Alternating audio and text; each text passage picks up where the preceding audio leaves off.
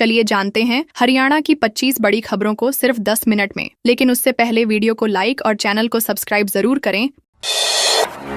नरवाना में gas cylinder फटा, मकान में आग। जींद जिले के नरवाना ढाकल गांव में सोमवार सुबह पवन के मकान में अचानक गैस सिलेंडर फट गया, जिससे मकान में भयंकर आग फैल गई। आग ने पूरे घर को अपनी चपेट में ले लिया और लाखों रुपए का घरेलू सामान जलकर खाक हो गया। मकान की छत भी पूरी तरह क्षतिग्रस्त हो गई। गनीमत रही कि हादसे में कोई जानहानि नहीं हुई। घटना तब हुई जब घर की महिला चाय बनाने के लिए सिलेंडर के पास गई थी। परिवार ने समय रहते घर छोड़कर अपनी जान बचाई। ग्रामीण और दमकल कर्मियों ने घंटों की मशक्कत के बाद आग पर काबू पाया। प्रशासन ने नुकसान का आंकलन शुरू कर दिया।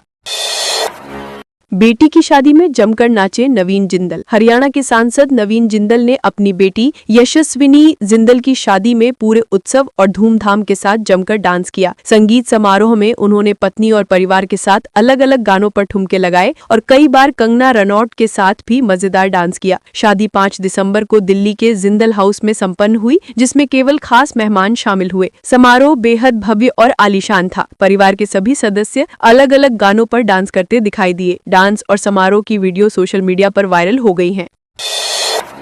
करनाल में तंदूर पर थूकने के वीडियो पर बवाल। हरियाणा के करनाल में एक चिकन शॉप के तंदूर पर रोटियों में थूकने का वीडियो वायरल होने के बाद विवाद खड़ा हो गया। वीडियो में तंदूर पर काम कर रहे युवक पर आरोप लगे। शॉप मालिक रवि ने बताया कि दुकान सारिक और उसके साथी संभाल रहे थे, लेकिन वे आगे काम नहीं करना चाहते थे और दुकान खाली कर दी। वीडियो 27 नवम्बर को सोशल मीडिया पर वायरल हुआ, जिसके बाद स्थानीय लोग और सामाजिक संगठन विरोध में सामने आए और सिटी थाना में शिकायत दर्ज कराई। पुलिस ने मामले की जाँच शुरू की और इलाके में सुरक्षा बढ़ा दी।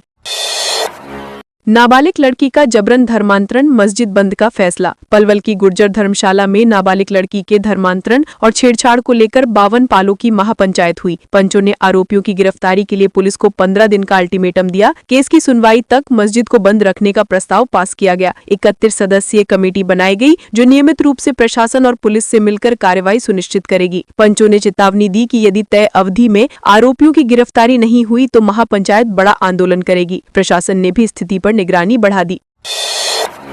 नारनौल थाने में किन्नरों ने काटा बवाल। हरियाणा के नारनौल में किन्नरों ने थाने के बाहर जोरदार प्रदर्शन किया। यह प्रदर्शन 2 किन्नर समाज गुटों के बीच वर्चस्व संघर्ष के कारण हुआ। नाराज गुट ने आरोप लगाया कि वर्तमान प्रधान किन्नर नहीं बल्कि आम इंसान है। नाराज किन्नरों ने नारेबाजी की, पोस्टर लगाए और थाने के बाहर काफी देर तक विरोध किया। उनका कहना था कि किन्नरों का प्रधान हमेशा किन्नर होना चाहिए। प्रशासन ने स्थिति पर निगरानी बनाए रखी और पुलिस ने प्रदर्शन को शांत कराने के प्रयास किए। यह विवाद इलाके में सुर्खियां बन गया। मार्केट कमेटी चेयरमैनी में सीएम पर भारी राव इंद्रजीत। नूंह जिले की फिरोजपुर झिरका मार्केट कमेटी की चेयरमैनी को लेकर राजनीतिक उठापटक हुई। पहले महावीर सैनी को चेयरमैन घोषित किया गया था, लेकिन उन्होंने पदभार नहीं संभाला। 7 दिसंबर को राहुल जैन ने पदभार ग्रहण किया और केंद्रीय राज्य मंत्री राव इंद्रजीत का बार बार आभार जताया। पदभार ग्रहण के दौरान भाजपा जिलाध्यक्ष सुरेंद्र सिंह पिंटू भी मौजूद रहे। चेयरमैनी की कुर्सी को लेकर पहले से ही जोर आजमाइश चली थी। आखिरकार दूसरी लिस्ट में राहुल जैन के नाम पर अंतिम मोहर लगी और विवाद का हल निकला। लुधियाना में लाडोवाल टोल प्लाजा में फायरिंग। लुधियाना के लाडोवाल टोल प्लाजा पर देर रात कुछ लोगों ने गोलियां चलाकर अफरा तफरी मचा दी। एक्सयूवी कार में सवार लोग वीआईपी लेन से जाने की जिद कर रहे थे। टोल कर्मी ने आईडी कार्ड मांगा तो गुस्साए आरोपी गोलियां चलाने लगे। गोली किसी को नहीं लगी, लेकिन टोल पर डर और तनाव फैल गया। पुलिस मौके पर पहुंची और मामले की जांच शुरू की। टोल कर्मियों और आसपास के लोगों में सुरक्षा को लेकर चिंता बढ़ गई। घटना ने इलाके में सुरक्षा व्यवस्था पर सवाल खड़े कर दिए। जेजेपी रैली में दुष्यंत भावी सीएम के नारे। जींद में जेजेपी के प्रदेश स्तरीय रैली में पूर्व उप मुख्यमंत्री दुष्यंत चौटाला शामिल हुए। उनके मंच पर पहुंचते ही हजारों लोग भावी सीएम के नारे लगाने लगे। दुष्यंत ने अपने संबोधन में कहा कि 2019 में विधायक चुनावों के बाद गठबंधन के कारण दरवाजे खुले रहे। उन्होंने बीजेपी सरकार बनने में पूर्व सीएम भूपेंद्र सिंह हुड्डा की भूमिका का जिक्र किया और अपनी पार्टी की उपलब्धियों को भी बताया।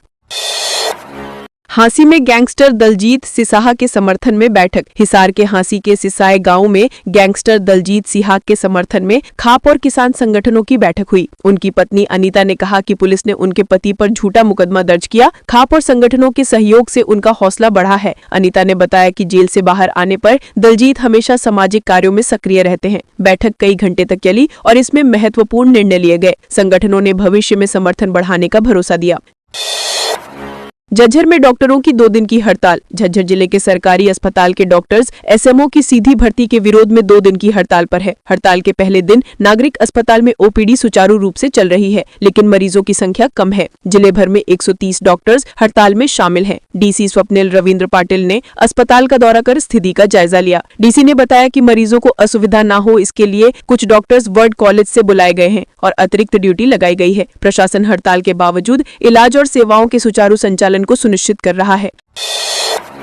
हरियाणा में सीजीएसटी अफसरों के करप्शन केस में खुलासा। हरियाणा के बहादुरगढ़ स्थित सीजीएसटी विभाग के सुपरिटेंडेंट भारत मीणा और इंस्पेक्टर नरेश कुमार को रिश्वत लेने के आरोप में गिरफ्तार किया गया। पूछताछ में खुलासा हुआ कि दोनों अधिकारियों ने फरीदाबाद के एक स्क्रैप कारोबारी से उसके जीएसटी रजिस्ट्रेशन को एक्टिव करने के लिए 1 करोड़ रुपए की रिश्वत मांगी। रोहतक के एसपी के अनुसार कारोबारी के संदिग्ध ट्रांजैक्शन के कारण नोटिस जारी किया गया और जीएसटी नंबर बंद कर दिया गया। फिर दोनों अधिकारियों ने कारोबारी से संपर्क कर भारी रकम की मांग की। पुलिस ने मामले की जांच शुरू कर दी।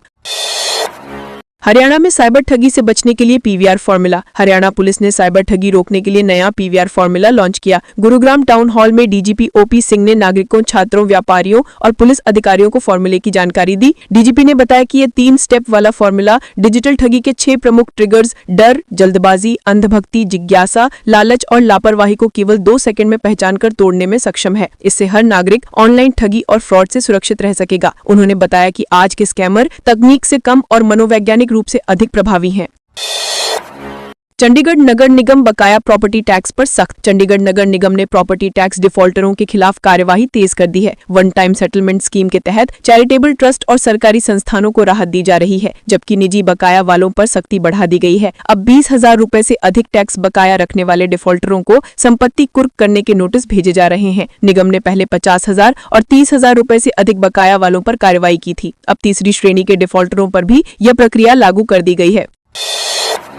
चंडीगढ़ में बस ड्राइवरों का प्रदर्शन। चंडीगढ़ सीटीयू के अधीन लोकल बसों के निकाले गए ड्राइवरों ने सोमवार सुबह इंडस्ट्रियल एरिया डिपो नंबर 2 के बाहर प्रदर्शन शुरू कर दिया। उन्होंने लोकल रूट पर चलने वाली बसों को डिपो से बाहर जाने नहीं दिया, जिससे शहर के कुछ हिस्सों में बस सेवा प्रभावित हो सकती है। ड्राइवरों का कहना है कि उन्हें पहले नौकरी पर रखने का वादा किया गया था, लेकिन अब उन्हें जवाब दे दिया गया है। 85 बसों पर ये प्रभाव पड़ा। प्रशासन ने नई इलेक्ट्रिक बसों का इंतजाम किया और पुराने ड्राइवरों को नई बसों या लंबे रूट पर ड्यूटी देने की बात कही थी।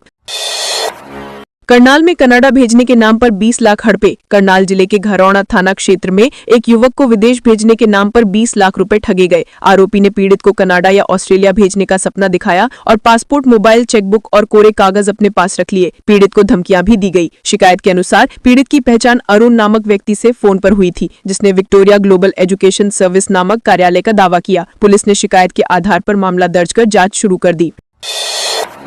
टोहाना में डिवाइडर से टकराई कार। टोहाना के नेशनल हाईवे 148B पर देर रात एक कार डिवाइडर से टकरा गई। हादसा ओवरब्रिज के पास अंधेरा और साइन बोर्ड न होने के कारण हुआ। गाड़ी का टायर और रेडिएटर फट गया, लेकिन गाड़ी पलटी नहीं, जिससे बड़ा हादसा टल गया। गाड़ी में परिवार पंजाब के पाथरा से शादी समारोह में शामिल होने आया था। ड्राइवर कुलवीर ने बताया कि ओवरब्रिज से नीचे उतरते समय घना अंधेरा था, जिससे नियंत्रण खो दिया। घटना में कार को हजारों रुपए का नुकसान हुआ, लेकिन सभी सवार सुरक्षित रहे।